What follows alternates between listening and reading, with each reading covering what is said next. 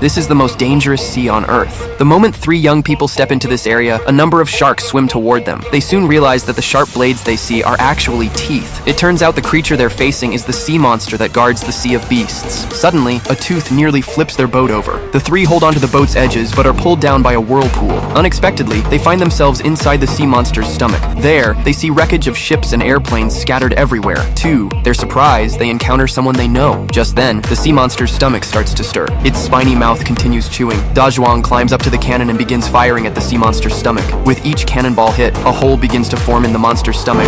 Go! And seawater starts rushing in. The boat bursts out of the sea monster's body, and the group surfaces, having successfully escaped. We did it! I did it!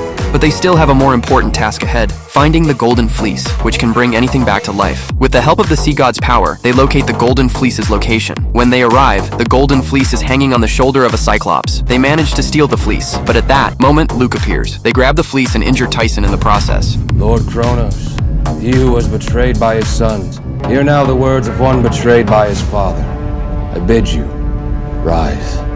Luke places the fleece in a box, and a light emerges. Countless fragments come together to form a giant god. Luke looks on, pleased with their progress. Master, I brought you back!